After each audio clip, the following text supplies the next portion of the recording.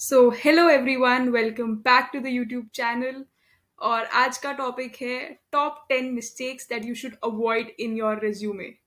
सो resume क्या होता है? Resume is this piece of paper जिसमें आप अपने experiences, projects, skills, education etcetera लिखते हैं और फिर आप कंपनीज में अप्लाई करते हैं रेज्यूमे के थ्रू। तो कहने को तो resume is just a piece of paper, but it is that paper which can change your life. तो रेज्यूमे को सीरियसली लेना बहुत ज़रूरी है। और आज बात करेंगे ऐसी 10 मिस्टेक्स की जो अक्सर लोग करते हैं। तो आप फ्रेशर हैं, एक्सपीरियंस्ड हैं, फर्स्ट ईयर में हैं, कोई भी हैं आप, आपके लिए ये वीडियो ज़रूर यूजफुल होने वाली है। I would like to tell you something. I had a terrible resume. अब मैं ये बात कैसे कह सकती हूँ और मुझे क्यों रिज्यूमे के बारे में इतना इंटरेस्ट है, क्यों मैं बताना चाहती हूँ इस वीडियो के थ्रू? बहुत सिंपल है। हुआ क्या था, हमारे फर्स्ट ईयर के आई थिंक कुछ मंथ्स बाद कंपनी आती है गूगल हमारे कॉलेज में, फॉर गूगल स्टेप इंटर्नशिप, जो एक सेकेंड ईयर इंटर्नशिप है फॉर विमेन। ओके, अब मुझे मत कहना कि बाय फॉर विमेन, मैंने नहीं किया है। ओके, गूगल के थ्रू है। सो आई गेट दिस अपॉर्चुनिटी, और हमें कहा गया कि सबको, जितनी भी लड़कियां थी कॉलेज में, कि सबको अपना रिज्यूमे गूगल में सेंड करना है। तो मैंने कहा ठीक है, क्या फ़र्क पड़ता है। मैंने रिज्यूमे एक ऐसी बना रखा था कोई, और वो भेज दिया। और मुझे लगा कि ठीक है, क्या ही है, कॉन्टेस्ट या कुछ होगा, कंपटीशन या इंटरव्यू, उसके बेसिस पे ही तो होगा, रिज्यूमे से क्या फ़र्क पड़ता है। अब मैं ये होने के बाद कुछ दिन भूल गई इस बात को, और फिर सडनली एक दिन मेल आता है कि टॉप 10 या 15 गर्ल्स शॉर्टलिस्ट हुई थी डायरेक्ट इंटरव्यूज के लिए बेस्ड ऑन रिज्यूमे। तो मुझे लगा शॉक। आई वाज लाइक, ये कैसे हो सकता है? मुझे लगा कि एटलीस्ट मुझे चांस तो देना चाहिए था कंपटीशन का, या कोई कॉन्टेस्ट रख लेते या कोई इंटरव्यू रख लेते। तो मुझे बहुत बुरा लगा, क्योंकि मुझे कहीं ना कहीं लग रहा था कि अगर इंटरव्यू होगी तो मैं वो क्लियर कर सकती। तो मुझे लगा कि यार, मैं टॉप 10-15 में भी नहीं आ पाई, और हमारे बैच में आई थिंक ऑलमोस्ट 70 गर्ल्स हैं, तो मैं उसमें टॉप 10-15 में भी नहीं आ पाई। तो मुझे बहुत बुरा लगा। फिर हुआ क्या कि फाइनली इंटरव्यूज वगैरह हुई और 4 गर्ल्स सिलेक्ट हुई हमारे कैंपस से। और उनमें से एक को मैं थोड़ा सा जानती थी, तो मैंने उसको मैसेज किया व्हाट्सएप पे कि यार, एक बार मेरा रिज्यूमे देख के बता दे कि ऐसा क्या था प्रॉब्लम जिसकी वजह से मेरा रिज्यूमे नहीं शॉर्टलिस्ट हो पाया। तो थैंक्स टू हर, उसने एक्चुअली मेरा रिज्यूमे देखा और फिर उसने सजेस्ट किया मुझे काफ़ी कुछ। उसने मुझे ये भी बोला इनफैक्ट कि तुम्हारे पास स्किल्स डिसेंट हैं, तो अगर ये रिज्यूमे ढंग से बना होता तो तुम डेफिनेटली शॉर्टलिस्ट हो जाती। बट कहीं ना कहीं, क्योंकि मुझे इतनी नॉलेज नहीं थी या मैंने सीरियसली नहीं लिया कभी रिज्यूमे को, तो एक बहुत इंपॉर्टेंट अपॉर्चुनिटी मेरी मिस हो गई जस्ट बिकॉज ऑफ दैट। तो इसलिए तब से मेरा एकदम माइंड ब्लोन हो गया। मैंने कहा कि रिज्यूमे इतना इंपॉर्टेंट पीस है, मुझे तो पता ही नहीं था कि इतना इंपॉर्टेंट पीस ऑफ पेपर है ये। तो उसके बाद से फिर मैंने नेट पे बहुत सर्च किया, बहुत टेम्पलेट्स देखे, बहुत लोगों के रिज्यूमे देखे लिंक्डइन पे जा जाकर, यूट्यूब वीडियोस देखी, ब्लॉग्स पढ़े, ये सब कुछ काफ़ी कुछ किया, और फाइनली अपना रिज्यूमे बेटर किया ओवर द इयर्स। तो जिस रिज्यूमे की वजह से फर्स्ट ईयर में मैं नहीं सिलेक्ट हुई थी, जो मेरी वीकनेस था, अब कहीं ना कहीं वही रिज्यूमे मेरी स्ट्रेंथ बन गया है, क्योंकि बहुत बार रिक्रूटर्स ने मुझे कांटेक्ट किया लिंक्डइन पे कि अपना रिज्यूमे शेयर करो, और उस रिज्यूमे के बेसिस पे उन्होंने मुझे एक्चुअली इंटरव्यू अपॉर्चुनिटीज ऑफर करी हैं। तो आई कैन टेल यू कि कहीं ना कहीं वो जो वीकनेस से स्ट्रेंथ हुई, वो सिर्फ इसलिए हुई क्योंकि मैंने रिज्यूमे पे ध्यान दिया। ऑफ कोर्स स्किल्स भी बढ़ी, लेकिन रिज्यूमे पे ध्यान देने से बहुत ज़्यादा फर्क पड़ा। तो इसलिए मैं ये वीडियो बना रही हूँ। उसके अलावा तब से मैं इतनी इंटरेस्टेड हो गई कि मुझे रोज़ बहुत डीएम्स भी आने लग गए कि आप प्लीज़ हमारा रिज्यूमे देख लो, जूनियर्स वगैरह से जनरली। तो मैं देखती थी मैसेजेस पे, बट वो थोड़ा फिर हेक्टिक होता जा रहा था। फिर मैंने क्या किया कि मैंने topmate.io पे एक्चुअली शुरू भी कर दिया अपना रिज्यूमे रिव्यू, और काफ़ी पॉजिटिव रिस्पॉन्स आया। आई थिंक मैंने अराउंड 25-30 रिज्यूमेस रिव्यू करे हैं, starting from second year students to even a person जो 10 ईयर्स एक्सपीरियंस थे। एंड उन सब ने मुझे बोला है, every single person has told me कि जो मैंने रिव्यू किया रिज्यूमे, वो बहुत ज़्यादा यूजफुल था कहीं ना कहीं। तो इस सब नॉलेज की वजह से आज मैं लेके आई हूँ top 10 mistakes you should avoid, and definitely इनमें से एटलीस्ट एक मिस्टेक आप भी कर रहे होंगे। So, tip number one is one page resume only. I cannot tell you कितनी बार लोगों ने 2-3-4 पेजेस के रिज्यूमे बनाए हैं जिसका कोई पॉइंट नहीं है। अनलेस आपके कॉलेज में नेसेसरी है कि आपको एक पर्टिकुलर फॉर्मेट फॉलो करना है जिसकी वजह से आपका 1 पेज से ज़्यादा का रिज्यूमे बन रहा है, please do not make a more than 1 page resume, because किसी के पास इतनी पेशेंस नहीं है। कोई रिक्रूटर आपका 2-3 पेज का रिज्यूमे खोल के नहीं देखने वाला है, वो फर्स्ट पेज के बाद बंद कर देने वाला है। तो प्लीज़ उसको 1 पेज पे रखिए। फिर मुझे कभी-कभी लोग कहते हैं कि आप बोलना तो बहुत आसान है, बट हमारे पास इतने प्रोजेक्ट्स, इतना इंटर्नशिप, इतना कुछ है, तो मैं कैसे उसको एक में फिट करूँ? तो अगर आपने 7 जगह इंटर्नशिप करी है, तो आप उनमें से टॉप 3 या 4 रखो या राइट, जो आपके प्रोजेक्ट पे प्रोबेबली या फिर आपके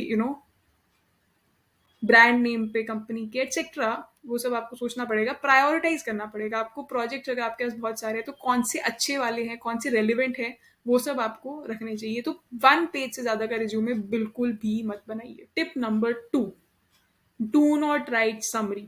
मैंने कितनी बार रेज्यूमे में देखा है एक समरी लिखी होती है कि I am very hard working, I am very I have good leadership skills, I am a great team worker. इसकी क्या जरूरत है?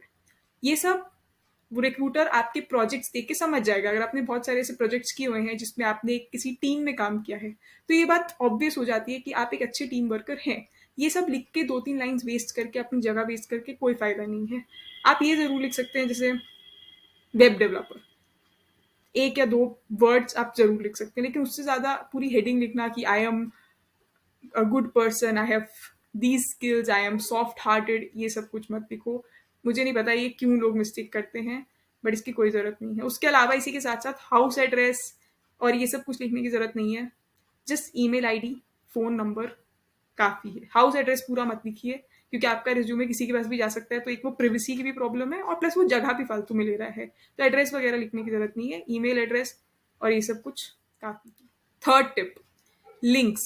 Please provide links. आपकी कोई भी कोडिंग प्रोफाइल्स हैं उसके लिंक जरूर दीजिए। Coding profile as in LeetCode या फिर कोड शेफ, कोड फोर्स, जो भी आप यूज करते हैं। ये नहीं कि आपने कोई बस बना के अकाउंट छोड़ दिया। जो आप यूज करते हैं थोड़ा वो गिटहब डेफिनेटली दीजिए। उसके अलावा कोई भी प्रोजेक्ट अगर आपने बनाया है तो उसका गिटहब लिंक जरूर दीजिए। और अगर बेस्ट वो रहेगा कि आप गिटहब लिंक भी नहीं, अगर एक वेबसाइट है मान लो, तो उसको कहीं होस्ट करके उसका लिंक दो। राइट, उस वेबसाइट को कहीं एक्चुअली होस्ट करो और वो वाला लिंक दो। या फिर आपने कोई ऐप बनाया तो ट्राई करो कि उसको प्ले स्टोर पे डाल दो और फिर वो लिंक दो। उससे बहुत ज्यादा अच्छा इंप्रेशन पड़ता है।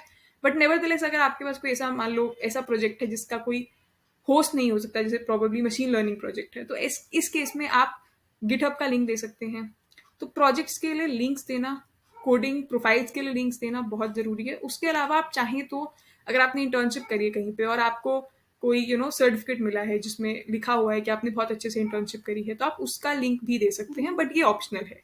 लेकिन प्रोजेक्ट्स और कोडिंग प्रोफाइल्स, गिटहब लिंक, ये सब कुछ बहुत ज़्यादा नेसेसरी है, क्योंकि चाहे रिक्रूटर क्लिक करे या नहीं करे, बट एक ऑथेंटिसिटी आती है कि ये जो पर्सन है ये झूठ नहीं बोल रहे हैं एटलीस्ट, कि इनकी सारी प्रोफाइल्स हैं। तो अगर आपने लिखा है कि मैं कोड फोर्सेस पे एक्सपर्ट हूँ, तो वो खोल के कोई चेक भी कर सकते हैं। Tip number 4, please avoid typing errors या टाइपोज एंड ग्रामेटिकल एरर्स। मैंने इतनी बार रिज्यूमेस देखे हैं जिसमें कोई वर्ड मिसस्पेल्ट होगा, मतलब रॉन्गली स्पेल्ट होगा, या फिर कोई ग्रामेटिकल एरर होगा। तो कहीं ना कहीं वो एक बहुत खराब इम्पैक्ट जाता है देखने वाले पे, कि ऐसा लगता है कि आप बिल्कुल सीरियस नहीं है, आपने रिज्यूमे एटलीस्ट डबल चेक भी नहीं किया। तो जब इतना इम्पोर्टेंट आप एक चीज लिख रहे हैं रिज्यूमे, तो आप एटलीस्ट उसको डबल चेक जरूर करिए, कोई ग्रामेटिकल एरर नहीं हो। आप grammarly.com पे एक बार डाल सकते हैं रिज्यूमे, जस्ट टू चेक कोई ग्रामेटिकल एरर तो नहीं है। और टाइपिंग एरर्स तो प्लीज अवॉइड करो। तो ये जरूर ध्यान दीजिए, क्योंकि इससे लगता है कि आप बहुत इररिस्पॉन्सिबल हैं अगर टाइपिंग एरर्स वगैरह आपके रिज्यूमे में हैं। नंबर 5, बोल्ड करना। बोल्ड का मतलब क्या? बोल्ड करना डिपेंड करता है। अगर आप मान लीजिए आप एक कॉम्पिटिटिव प्रोग्रामिंग में बहुत अच्छे हैं, तो आप प्लीज अपनी जो अचीवमेंट्स है, जैसे मान लो आप कोड फोर्सेस पे एक्सपर्ट हैं, तो अभी अच्छी अचीवमेंट है काफी ज्यादा, तो इसको आप बोल्ड करो। अगर आपने एक प्रोजेक्ट किया है, उसमें आपने कुछ टेक्नोलॉजी यूज करी है, उसको बोल्ड करो। राइट, उसके अलावा अगर मान लो आपने एक अच्छी कंपनी में इंटर्नशिप करी है जो थोड़ी सी फेमस है, तो आप उस कंपनी का नेम को बोल्ड करो। ऐसी चीजें बोल्ड करने से, या फिर अगर आपने कोई रैंक आपकी बहुत अच्छी आई किसी कॉन्टेस्ट में, उसको बोल्ड करो। इससे आप रिक्रूटर का काम इजी कर रहे हैं, क्योंकि रिक्रूटर देखता है रिज्यूमे खोलता है तो उसको सीधा डायरेक्टली हमारी आईज बाय डिफॉल्ट बोल्ड वाली चीज़ों पे जाएगी, राइट? तो रिक्रूटर देखेगा, अच्छा अरे ये तो इंटर्नशिप अच्छी जगह पे करी हुई है, अच्छा अरे इनकी तो रैंक भी अच्छी है ये कॉन्टेस्ट में, अच्छा ये टेक स्टैक भी अच्छी है। तो इस सब से एकदम से रिक्रूटर का काम बहुत ईजी हो जाता है। विद इन 10 सेकेंड्स रिक्रूटर को पता है कि आपने ये अच्छी चीज़ें करी हैं और वो डिसाइड कर सकते हैं कि let's go forward with this candidate. तो please make the things bold. Tip number 6, quantify. Quantify as in use numbers, use ranks. इसका मतलब क्या है? जैसे आप मान लीजिए कि मैंने बहुत बार देखा, और ये तो बहुत ही कॉमन मिस्टेक है, कि लोग लिख देते हैं कि गॉट रैंक 2000 इन सम कॉन्टेस्ट। मान लीजिए कोड फोर्सेस का कोई कॉन्टेस्ट, कुछ contest, got rank 2000 in this contest. अब इससे क्या पता चलता है? अब हो सकता है कि टोटल लोग ही 3000 हो, उसमें से आपकी रैंक 2000 आई है। तो ये जरूरी है कि आपको लिखना चाहिए कि 2000 आउट ऑफ 14,000। अब ये कितना अच्छा लग रहा है कि 14,000 में you are in the top 2000। So please use numbers, quantify what you have done. अगर आपने कोई मशीन लर्निंग मॉडल लगाया है, प्लीज टेल कि उसकी एक्यूरेसी इतनी आई, उसका AUC स्कोर इतना आया, नंबर्स बताओ, क्योंकि नंबर से फर्क पड़ता है। अब अगर मैं आपको एक बताऊं कि ये बहुत फेमस यूट्यूबर है, इससे आपके दिमाग में कुछ ज्यादा नहीं आता, बट अगर मैं कहूँ कि इसके इतने मिलियन सब्सक्राइबर्स है, तो आपको लगता है कि अरे नंबर्स, क्योंकि हमारे दिमाग में एकदम इंस्टेंटली पिक्चर पेंट हो जाती है, राइट? अगर आप इवन पोजिशन ऑफ रिस्पॉन्सिबिलिटी लिख रहे हैं अपने रिज्यूमे में कि मैंने लोगों को मेंटर किया, तो आप इससे क्या पता चलता है? आई मेंटर्ड सम स्टूडेंट्स। बट अगर आप लिखे आई मेंटर 200 स्टूडेंट्स, तो सडनली एक बहुत पॉजिटिव इम्पैक्ट आ रहा है।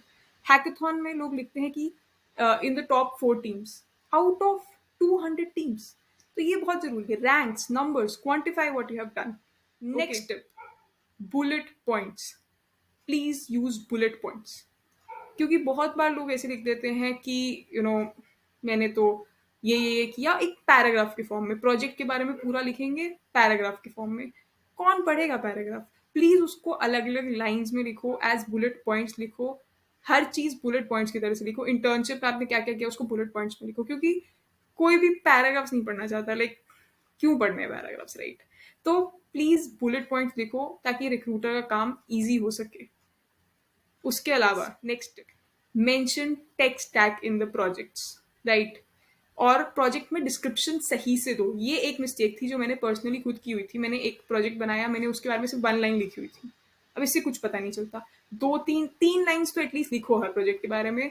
जैसे कि आप लिख सकते हो कि मैंने ये किया, मतलब एक समरी ऑफ द प्रोजेक्ट की क्या है वो। उसके बाद आप लिख सकते हो कि इम्पैक्ट क्या था, कि हमने क्या स्पेशल किया। मान लो आपकी एक्यूरेसी बहुत अच्छी आई मशीन लर्निंग मॉडल में, तो आप वो लिख सकते हो। उसके अलावा आप लिखो टेक स्टैक क्या यूज़ की। अगर आपने वेबसाइट बनाई तो आपने मोंगो डीबी यूज़ किया, आपने HTML CSS जावास्क्रिप्ट ये सब लिखना है। तो please mention the tech stack, because उससे बहुत अच्छा इम्पैक्ट आता है। तो ये 3 लाइन से कम में तो आपको प्रोजेक्ट्स के बारे में नहीं बताना। सेम फॉर इंटर्नशिप्स, कि 3 लाइन एटलीस्ट लिखो कि मैंने ये काम किया, मैंने ये टेक्नोलॉजी पे काम किया। Okay, that is very important. उसके अलावा next tip is tailor according to the role. बहुत बार हम ऐसा करते हैं, जैसे मान लो आप मशीन लर्निंग रोल के लिए अप्लाई कर रहे हो और आपके पूरे रिज्यूमे में मशीन लर्निंग से रिलेटेड कोई प्रोजेक्ट ही नहीं है, तो ऐसे कैसे चलेगा? तो प्लीज आप एटलीस्ट जिस रोल के लिए अप्लाई कर रहे हो उससे रिलेटेड चीजें डालो। इसी के साथ साथ आ जाती है एक बहुत इंपॉर्टेंट चीज, कि आप अगर मान लो सॉफ्टवेयर इंजीनियर के लिए अप्लाई कर रहे हो, तो ये नहीं कि आप आप अपनी स्पोर्ट्स के अचीवमेंट मत डालो प्लीज। ओके, तो tailor according to the role, कि क्या रोल है, वरना कोई पॉइंट नहीं है। अगर आप वेब डेवलपर पे अप्लाई कर रहे हो और सारे आपके प्रोजेक्ट्स तो एंड्रॉयड में है, फिर क्या सेंस है इस बात की?